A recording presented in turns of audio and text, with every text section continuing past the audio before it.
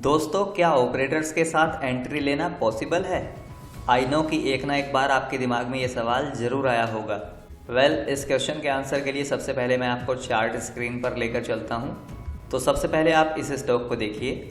मैंने इस स्टॉक को यहाँ 330 के लेवल पर ख़रीदा था और ख़रीदारी के टाइम लाइव सेशन में जुड़े मेंबर्स के साथ में शेयर भी किया था, डिस्कस किया था। उसके बाद ये स्टॉक यहाँ से ब्लास्ट हो गया और इसमें मैंने यहाँ पर प्रॉफिट बुकिंग की।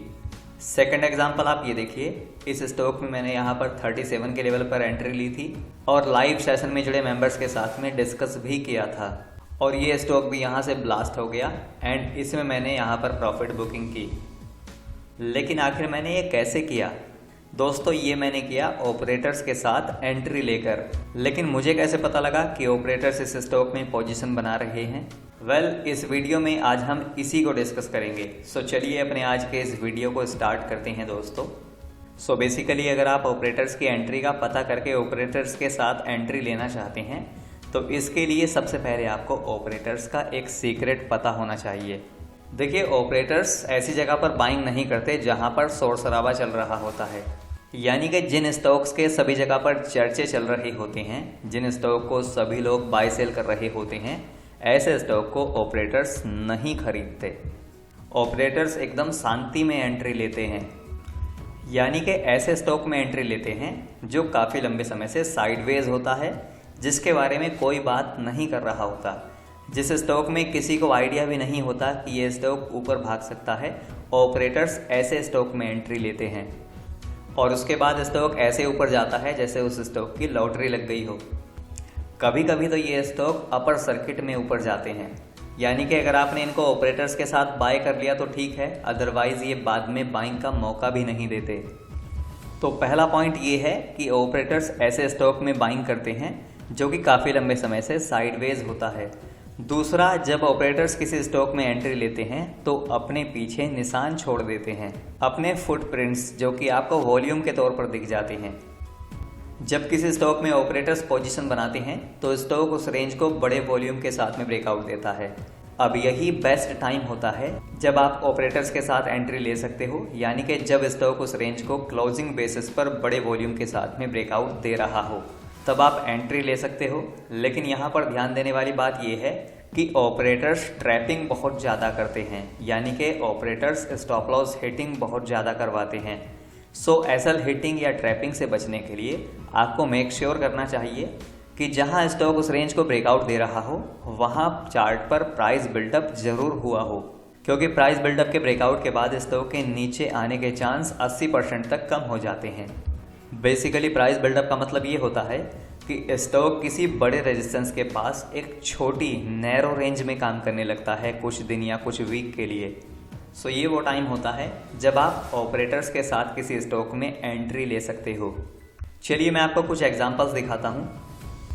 सबसे पहले आप यही एग्जांपल देखिए। स्टॉक काफ़ी लंबे समय से रेंज में काम कर रहा था, 36 के ऊपर नहीं निकल पा रहा था, लेकिन यहाँ पर हमें इसमें काफ़ी बड़ा वॉल्यूम देखने के लिए मिला। स्टॉक रेजिस्टेंस लेवल के पास में आया, ब्रेकआउट भी दिया, लेकिन ब्रेकआउट सस्टेन नहीं किया क्योंकि रेंज का साइज यहाँ पर काफ़ी बड़ा था और यहाँ पर कोई प्राइस बिल्डअप नहीं हुआ था।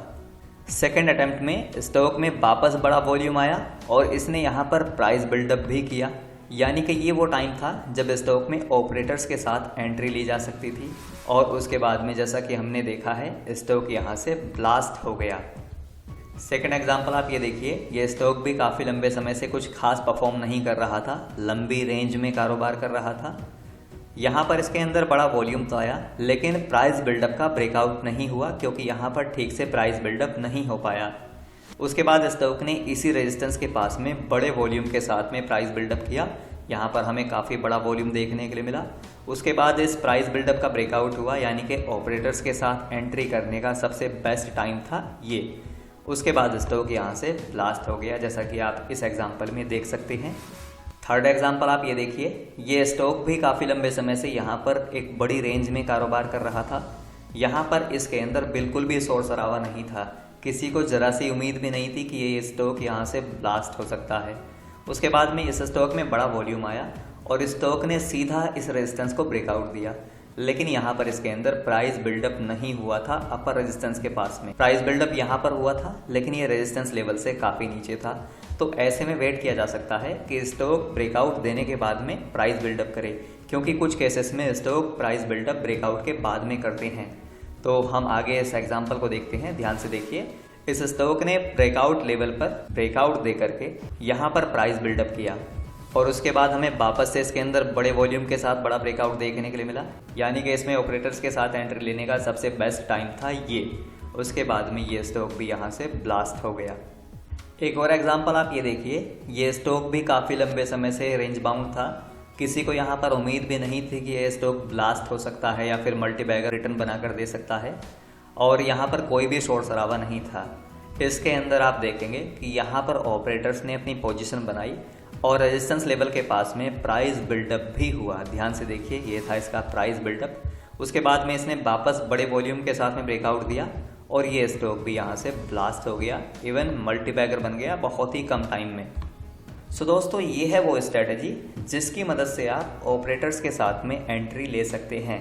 दोस्तों, सबसे ज़्यादा ध्यान देने वाली बात यह है कि स्टॉक अगर लंबे समय से साइडवेज है और बड़ी रेंज में कारोबार कर रहा है, तो वहाँ पर आपको मेक श्योर करना है कि स्टॉक ब्रेकआउट से पहले प्राइस बिल्डअप कर रहा हो। यही सबसे बड़ी पहचान होती है कि स्टॉक वहाँ से ऊपर जाने वाला है या फिर वहाँ पर ट्रैप करने वाला है। आई होप कि ये वीडियो आपको अच्छा लगा होगा। अच्छा लगा हो तो लाइक शेयर ज़रूर करना। चैनल पर पहली बार आए हों तो सब्सक्राइब कर लीजिए, बेल आइकन का बटन भी प्रेस कर लीजिए ताकि आपको मेरी हर वीडियो और मेरे हर लाइव सेशन का अपडेट मिलता रहे।